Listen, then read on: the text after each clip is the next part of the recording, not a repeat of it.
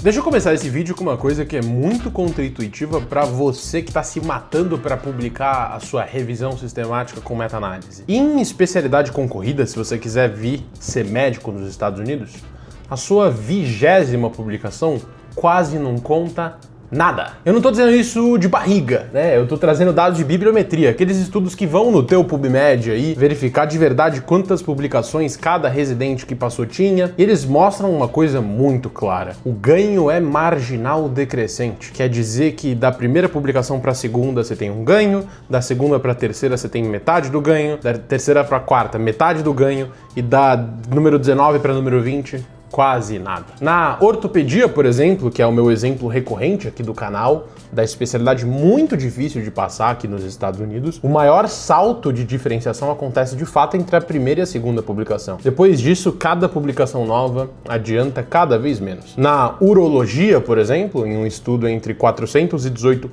residentes que deram match, incluindo MDs americanos e IMGs, que são estrangeiros, a mediana de publicações era 1. E 28% dos que matearam tinham 0 publicações no momento da aplicação. É claro que eram todos americanos e não estrangeiros. Agora, segura um pouco essa ideia, porque o que eu vivi essa semana e quero te trazer nesse vídeo mostra o outro lado da equação. Eu fui num bar com um neurocirurgião aqui da universidade onde eu tô, americano, e o time do laboratório dele. Eu tive uma conversa naquele bar que fez mais pela minha carreira do que nas minhas últimas 10 publicações somadas. Esse vídeo é sobre isso, é sobre networking e sobre o que realmente escala quando o currículo para de escalar. Sobre como fazer networking de verdade. Esse é um tema que vocês pedem muito lá no meu Instagram, que tá aqui embaixo. Não é trocar cartão, não é mandar CV, é network de gente com alma. Bora pro vídeo de hoje. Para você que não me conhece, eu sou Lucas Mitra, eu sou médico formado pelo Brasil, me formei em 2024. Durante a minha formação, revalidei o meu diploma, fiz o meu internato clínico e prático aqui nos Estados Unidos, documentei isso tudo publicamente desde 2021 e continuo documentando de forma gratuita e para te educar por aqui e pelo Instagram até o match em neurocirurgia. Antes de te dizer o que funciona, eu preciso matar a versão errada de networking que tá na tua cabeça e na cabeça da maioria dos IMGs. É isso que faz você travar. Networking não é colecionar contato, não é lista de pessoas, não é lista de publicações, não é mandar CV, currículo para um attending que você nunca falou na vida, não é pedir observership por e-mail. Networking não é ser também um robô simpático. Decorar pergunta de small talk em inglês, sorrindo automático. Conheço muita gente que vai fazer estágio nos Estados Unidos e concorda com tudo. Adora o que o residente faz, ri de todas as piadas, fala o que você acha que as pessoas querem ouvir. As pessoas conseguem sentir isso de quilômetros de distância. Todo mundo que tem o poder de te abrir uma porta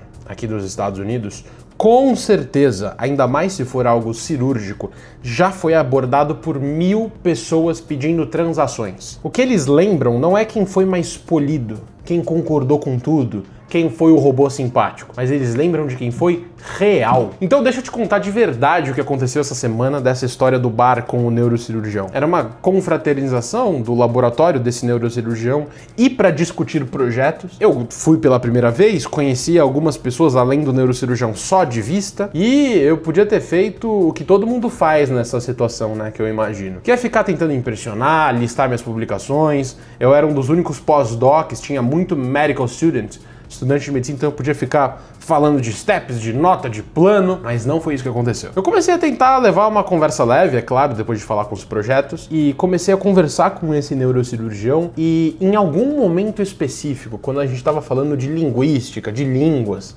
de idiomas, a conversa foi para um lugar que não tem nada a ver com currículo. A gente começou a falar sobre Bíblia, sobre cristianismo e sobre cirurgiões cristãos. E aí eu descobri que ele era um cristão, e é um cristão muito assíduo, e eu falei, caraca, eu sou cristão. E me interessa muito como é que você, como neurocirurgião, lida com, putz, tem muito mal no mundo, tem tumor na cabeça de pessoa que você tira. Como é que você coloca ser cristão com isso? Foi Deus que colocou o tumor na cabeça dessa pessoa? Deus quer que você tire ou não tire o tumor? E se a pessoa morrer e complicar? Isso me interessa muito. E até falando agora, você consegue perceber que eu tô interessado, né? E sobre o que é viver uma vida de fé dentro da medicina, dentro da neurocirurgia, onde se lida com vida e morte.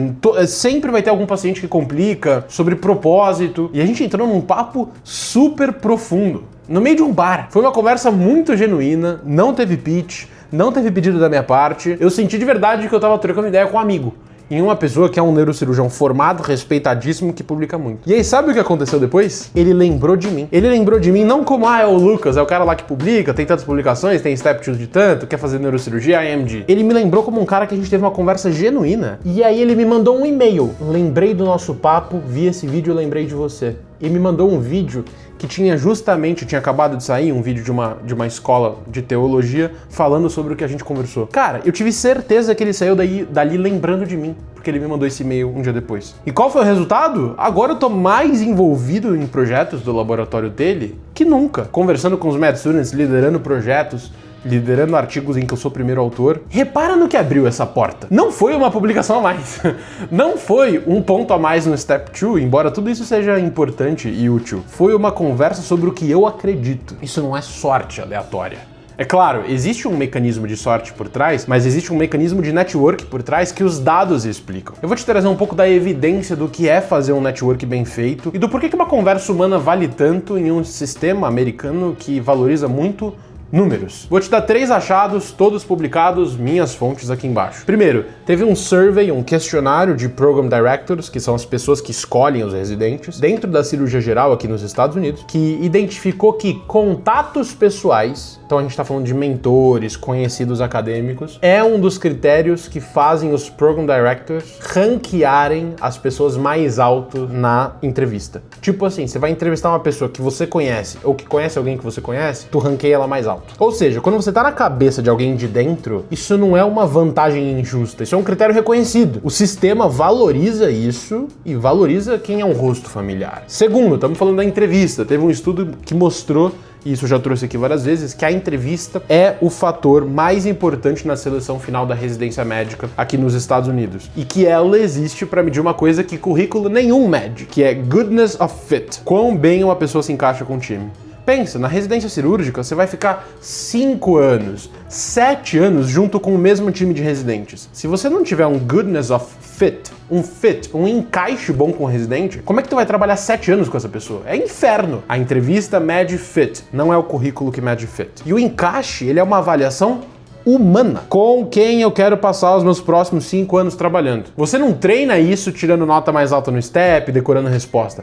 Você constrói isso sendo alguém genuinamente legal, com quem dá pra ter uma conversa de verdade. E foi um pouco do que eu senti, com toda a humildade, no bar. Eu senti que eu tive uma conversa muito boa e eu geralmente tenho um pouco de dificuldade de ser essa pessoa que tem essas conversas sem pensar em arquitetar network, arquitetar plano. Terceiro ponto, terceira publicação, mentoria. Uma revisão sistemática clássica publicada no JAMA em 2006, minha referência aqui embaixo, juntou a evidência e mostrou que mentoria está associada a escolhas de carreira, produtividade e avanço acadêmico. Uma relação de mentoria, ela não te dá carta, ela não te dá estágio, não te dá observership.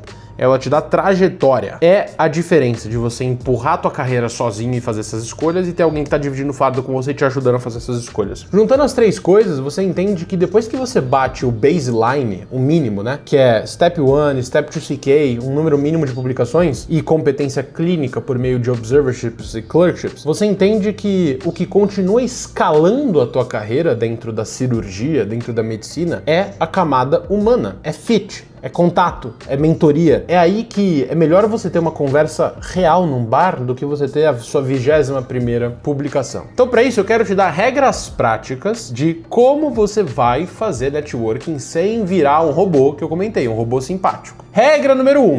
Saiba contar a sua história. A maioria das pessoas, quando recebe a pergunta "Tell me more about yourself", me fale sobre você, ou trava, ou despeja um bullet point, um monte de lista do currículo. Ah, eu fiz isso, formei em tal lugar, tenho isso, publiquei isso, estagiei em tal lugar. É isso quem você é? Isso é o teu currículo. Eu pego e leio, eu não preciso te perguntar. Então, e ninguém lembra de bullet points, né? Ninguém lembra que aquela pessoa é a pessoa que formou em tal lugar e fez tal estágio. As pessoas lembram de histórias. Você precisa saber dizer em 2 ou 3 frases de onde você veio, por que medicina, por que cirurgia, só que com uma narrativa que a pessoa se lembre. E isto não é fácil. É por isso que existe mentoria, é por isso que existe preparo. Mas você tem que trazer a coisa mais memorável que você tem, porque é a chance de você jogar esse chiclete mental que vai ficar na pessoa de quem tá te entrevistando. Regra número 2, tenha um propósito claro, um why claro, um porquê. Por que você quer vir para os Estados Unidos? É por dinheiro?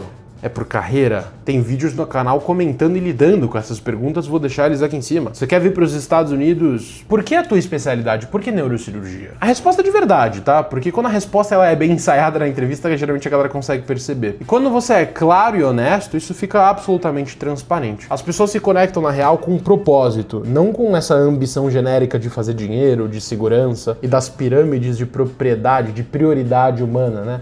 Segurança, conforto, dinheiro e por aí vai. No meu caso, eu senti que esse porquê apareceu sozinho quando a conversa foi para um lado que me interessava, que era fé e propósito, e Bíblia, e Jesus Cristo. E não dava para forjar aquilo. Eu sou genuinamente interessado em teologia e na vida de Cristo e como conciliar isso com a medicina. Então, ou você tem clareza do teu porquê, ou você não tem. E quando você não tem e força uma resposta, fica bem transparente. Então, tenha um porquê muito claro. Regra número 3, tenha alma e seja mais do que um robô. Essa é a mais importante e mais difícil de fingir, né? Você tem que ter opinião. Se você é aquela pessoa que concorda com tudo, que só quer ser médico, cara, isso é muito bland, insosso, sem sal. Você tem que ter interesse fora da medicina. Você tem que falar do que te emociona, do que te incomoda, do que você não acredita, da tua visão de mundo, da tua cosmovisão. A conexão acontece no humano que tem dentro de você e não no profissional que tem dentro de você. Aquele neurocirurgião nem sabe o meu CV. Ele lembrou da pessoa com quem ele falou sobre fé e Jesus Cristo. Tenha alma, seja mais do que um robô. Ponto número 4. Exponha-se à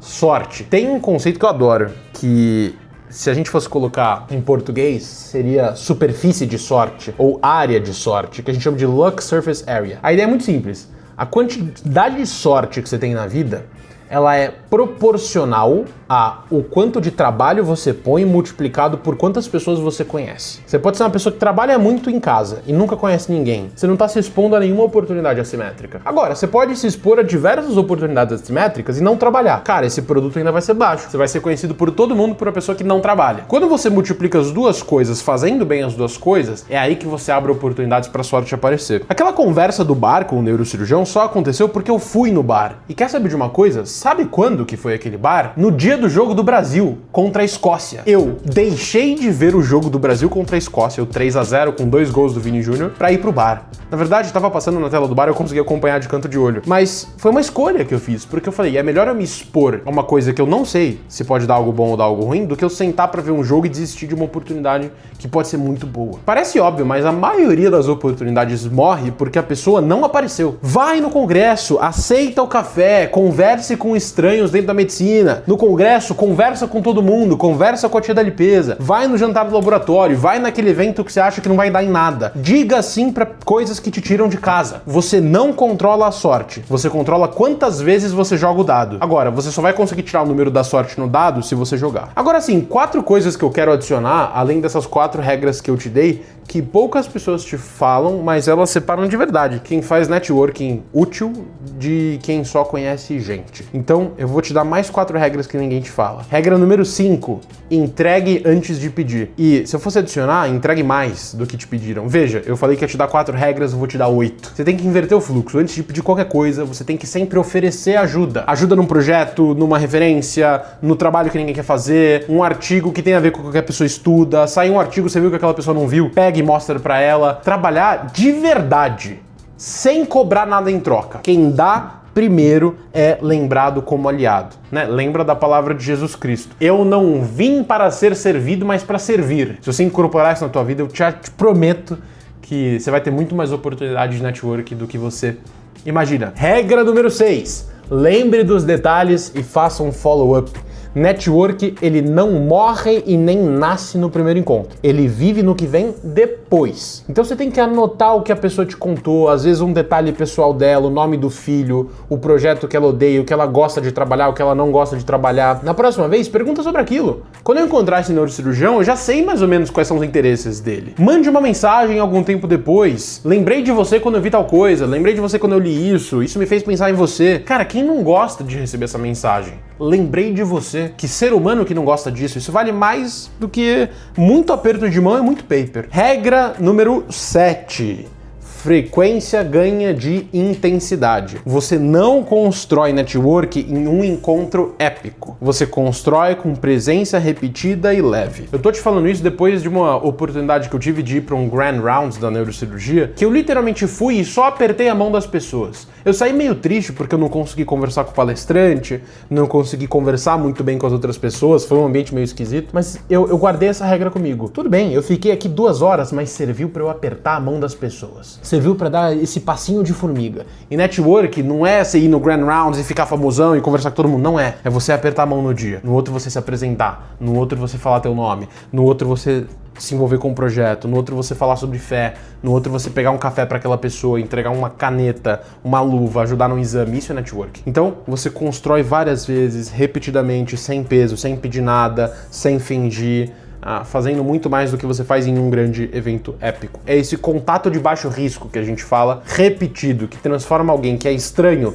em alguém conhecido na hora das entrevistas. Regra número 8. Seja genuinamente curioso sobre o outro. O maior segredo de quem é bom de fala, e eu gosto de pensar que eu tô virando uma pessoa melhor de fala, né? Não é você intrinsecamente saber falar bem, porque eu acho que as palavras vêm, mas você ser genuinamente interessado e curioso sobre o outro. Eu senti que quando eu perguntei para aquele neurocirurgião de verdade, assim, caraca, como é que você lida com a ideia de que Deus permitiu uma pessoa ter um tumor na cabeça? Cara, isso é uma pergunta que genuinamente me interessa. Eu mudo a minha linguagem corporal para falar disso. Tipo assim, eu quero saber isso. Eu quero saber como é que você lida com isso. Então, geralmente, a pessoa mais interessante de uma sala costuma ser a pessoa que está mais interessada nos outros. E isso não é técnica. Isso é, de verdade, uma mudança de coração para você tentar, de verdade, se importar com outro ser humano que está do outro lado. Deixa eu juntar todas essas 8 regras e tudo que eu comentei em um erro só, que é o erro que eu mais vejo o IMD cometer. IMD,